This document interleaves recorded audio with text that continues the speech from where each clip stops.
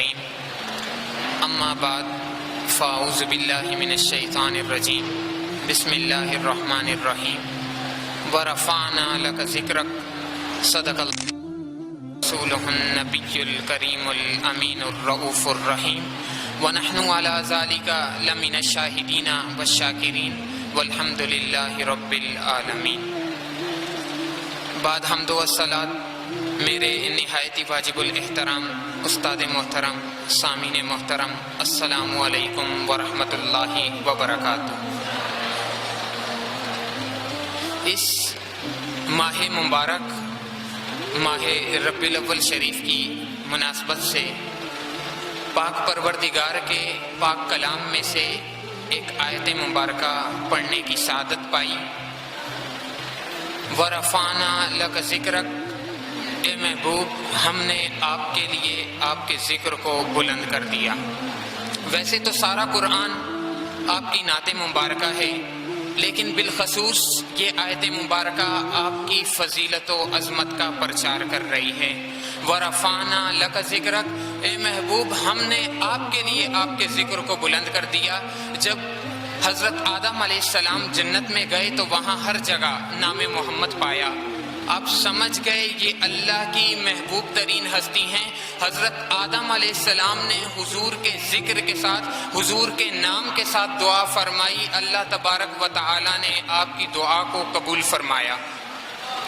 حضرت سیدنا سلیمان فارسی رضی اللہ عنہ سے روایت ہے، آپ فرماتے ہیں اللہ تبارک و تعالی نے حضور صلی اللہ علیہ وآلہ وسلم کی عظمت و رفعت میں ارشاد فرمایا، اے محبوب ہم نے آپ کے نام کو اپنے نام کے ساتھ ملا دیا ہے، جہاں جہاں میرا ذکر ہوگا وہاں وہاں تیرا ذکر ہوگا۔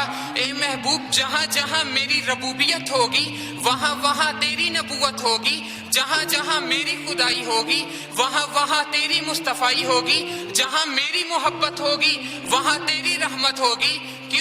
کیونکہ میں خالق کائنات ہوں، تو مالک کائنات ہے، میں معطر کائنات ہوں، تو قاسم کائنات ہے، میرے جیسا خدا نہیں، تیرے جیسا مصطفیٰ نہیں۔ وَرَفَعْنَا لَكَ ذِكْرَكَ، اے محبوب ہم نے آپ کے لیے آپ کے ذکر کو بلند کر دیا۔ وَرَفَعْنَا لَكَ ذِكْرَكَ، تیرے نام کو تیرے کام کو بلند کر دیا۔ وَرَفَعْنَا لَكَ ذِكْرَكَ، تیری بات کو تیرے پیار کو بلند کر دیا۔ وَرَفَعْنَا لَكَ ذِكْرَكَ، تیرے وطن کو تیرے مسکن کو بلند کر دیا۔ وَرَفَعْنَا لَكَ ذِكْرَكَ، تیرے علم کو تیرے عمل کو بلند کر دیا۔ وَرَفَعْنَا لَكَ ذِكْرَكَ، تیری سیرت کو تیری صورت کو بلند کر دیا، تیری شرافت کو تیری صداقت کو بلند کر دیا، تیری عدالت کو تیری سخاوت کو بلند کر دیا، تیری شجاعت کو بلند کر دیا، تیرے صحابہ کو تیری آل کو بلند کر دیا۔ کیوں بلند کر دیا اے محبوب؟ اس لیے تیرا ذکر کسی تعریف کا محتاج نہ رہے، تیرا ذکر کسی تفسیر کا محتاج نہ رہے، تیرا ذکر کسی مقرر کی تقریر کا محتاج نہ رہے۔ اے محبوب ہم نے آپ کے لیے آپ کے ذکر کو بلند کر دیا، بلکہ جس جگہ جس چیز کو تجھ سے نسبت ہے ہم نے ان تمام کے مرتبے اور مقام کو بلند و بالا کر دیا۔ جس پہاڑ پر تو سوار ہوا ہم نے اس پہاڑ کے مرتبے اور مقام کو بلند و بالا کر دیا۔ جس سواری پر تو سوار ہوا ہم نے اس سواری کے مرتبے اور مقام کو بلند و بالا کر دیا۔ جس گلیوں نے تیرے قدموں کا بوسہ لیا ہم نے اس گلیوں کے مرتبے اور مقام کو بلند و بالا کر دیا۔ جس خاندان کی طرف تو آیا ہم نے اس خاندان کے مرتبے اور مقام کو بلند و بالا کر دیا۔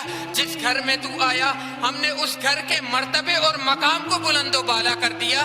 جس ماں کی گود میں تو آیا ہم نے اس ماں کے مرتبے اور مقام کو بلند و بالا کر دیا۔ جس امت کی طرف تو آیا ہم نے اس امت کے مرتبے اور مقام کو بلند و بالا کر دیا۔ وَرَفَعْنَا لَكَ ذِكْرَكَ، ہم نے آپ کے لیے آپ کے ذکر کو بلند کر دیا۔